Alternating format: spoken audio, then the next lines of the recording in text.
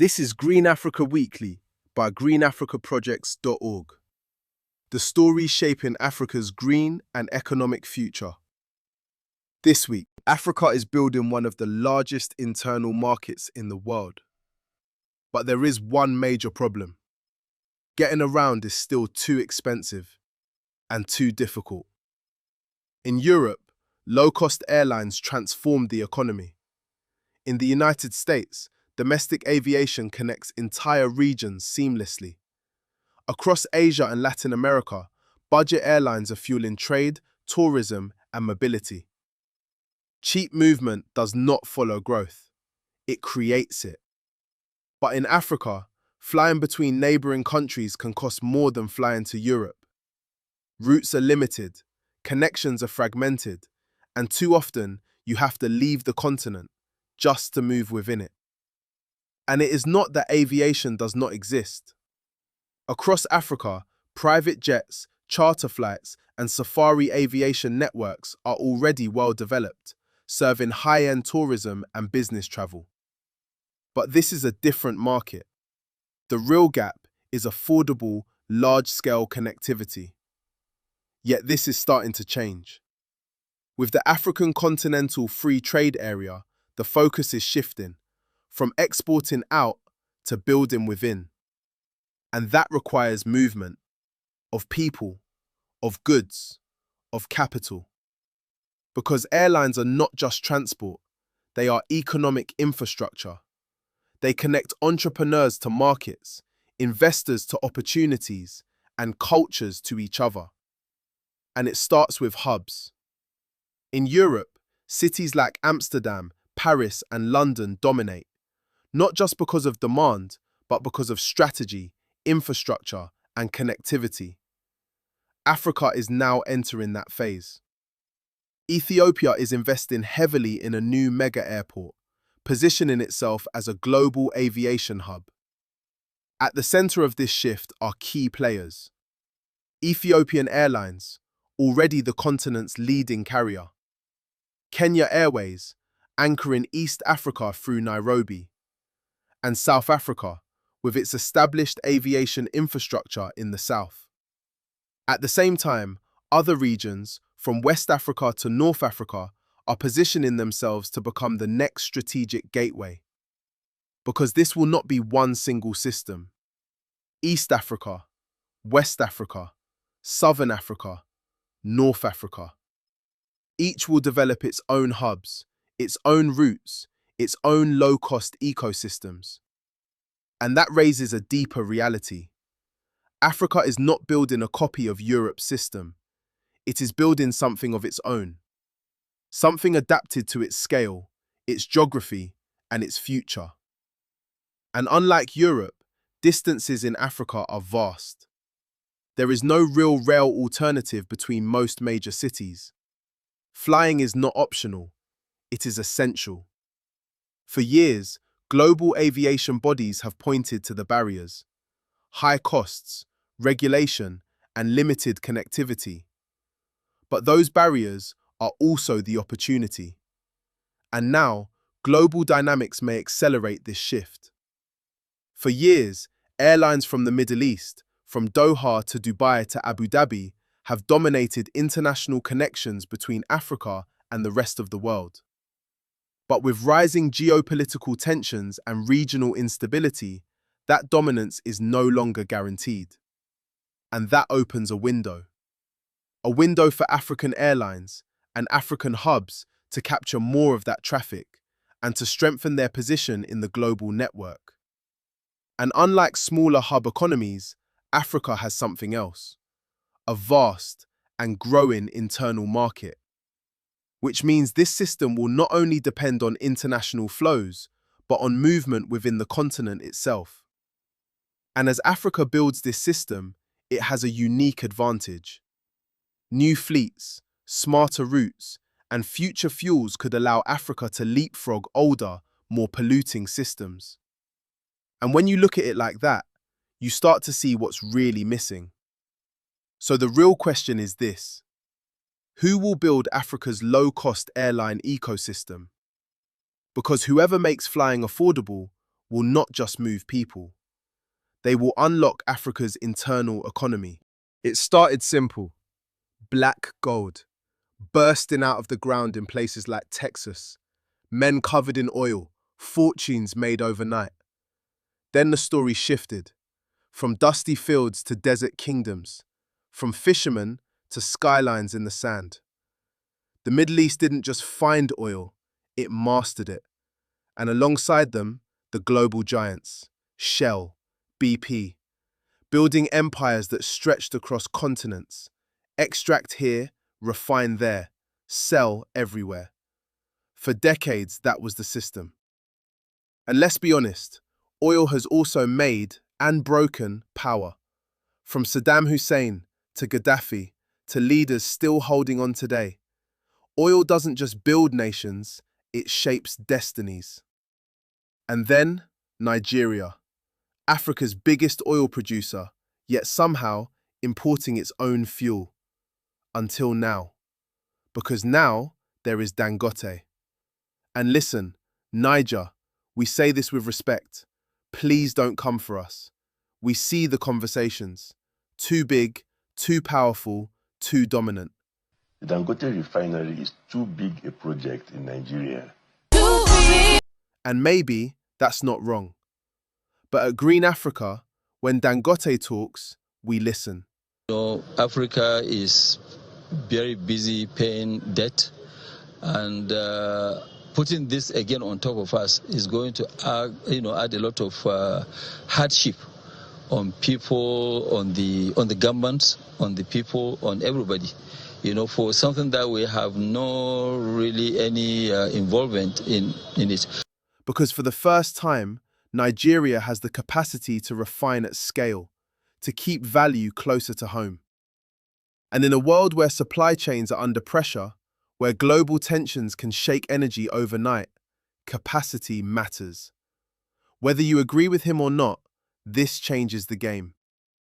And for many across the diaspora, he is the role model. Because this moment, this is bigger than energy. This has to be the opportunity for Nigeria, for Africa, for the diaspora to take our place. Because for decades, energy shaped global power, while Africa's greatest resource was never fully realized. And beyond the oil, beyond the infrastructure, there are the people, the powerful, the colorful, the unstoppable people of Nigeria. A nation of over 200 million, one of the most diverse and dynamic black populations in the world. Leading, creating, building. And maybe that is the real story. Not just energy as power, but people as energy. So to Nigeria, we see you. And we will keep exploring this story. We move now to a South-South connection, this time between Colombia in Latin America and Ghana in West Africa. And no, we are not going into a full history lesson today.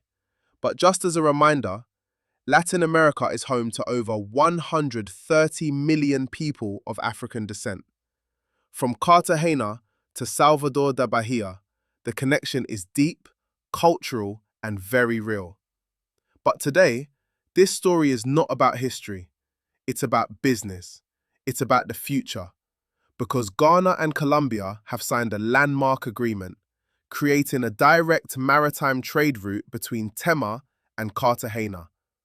A move expected to reduce transport time, lower costs, and boost trade not just between the two countries, but between Africa and Latin America as a whole. Now, not everyone is convinced. In Colombia, some opposition voices have even called the move inútil. Aunque la oposición criticó por inútil el primer viaje de la vicepresidenta Francia Márquez a África, el intercambio comercial con los países de ese continente ya es una realidad, con balanza favorable para Colombia, que necesita desarrollarse aún más. In other words, pointless. But zoom out and the picture changes. This is part of a bigger shift. South-South cooperation is rising. Africa is no longer only looking to Europe or China. Latin America is stepping in, and both regions are starting to look at each other differently. You see it in platforms like BRICS. You see it in new trade routes crossing the Atlantic. And you see it in leadership. In Colombia, President Gustavo Petro is pushing for a more independent economic direction. And alongside him, Vice President Francia Marquez is helping reshape that global outlook. Despite criticism, Colombia's economy has remained resilient. Even The Economist recently ranked it among the better performing economies globally. And Ghana, positioning itself as a gateway, not just to West Africa, but across the Atlantic. So what we are seeing here is not just a deal, it's a signal. From Cartagena to Tema, from Latin America to Africa, the South is starting to connect with itself. It is something to celebrate. But to our unpleasant surprise, you don't really hear this in mainstream media. How come? Anyway, that's a discussion for another time. We ain't got time for that right now. Let's celebrate. Because according to recent global research, youth in sub-Saharan Africa rank among the most mentally resilient in the world. Yes, you heard that right. So what does that mean? Is it about wealth? Is it because life is easier? No. In fact, it's the opposite. Many young people across the continent are navigating real challenges: economic pressure, limited opportunities, uncertainty about the future. But despite all of that, they are still standing strong. And that's where it gets interesting. Because when you look closer, even voices outside the continent are starting to notice something. You see it in unexpected places: curiosity, questions, even a bit of disbelief. Like, how is this possible?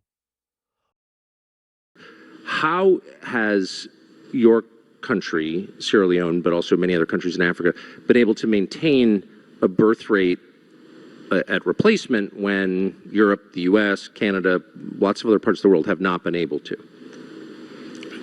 Thank you very much. I think we are hard workers, and we work both in the day and at night. And But behind the curiosity, there's truth. Because the research points to something deeper: a strong sense of community, family ties, belonging, spirituality, purpose, connection to something bigger than yourself, and a mindset that says, we move regardless. You see it everywhere, from the energy on the streets to the creativity to the hustle. Young people building, creating, laughing, living. Black boy joy. And if you've seen moments where global creators pull up in African cities, you already know the vibe. Thousands of young people showing up, not just for the moment, but for the energy. There is something there, something real. But at the same time, we also know another reality exists. Because while some are building and thriving, others are risking everything. Crossing deserts, crossing oceans, and far too many never make it. That should not be happening. We're not going deep into that right now, but it matters. For now, we hold both truths: the resilience and the reality. And maybe that's the real story, that even in the face of pressure, African youth are not just surviving, they are creating culture, they are shaping energy, they are building the future in real time. And that is something worth recognizing. This is Happy and Healthy City Life. We begin in Nairobi, Westlands. A city alive with energy. A city that's moving forward. Here, ambition is everywhere. Workdays are full. Opportunities are growing. But alongside that, something else is taking shape. A new kind of balance. Work and life. Movement and stillness. Because if you look closer, there's another rhythm. Women on bikes. On their way to work, moving through the city with intention. And it doesn't stop here. Across Africa and across the diaspora, women are showing up for themselves.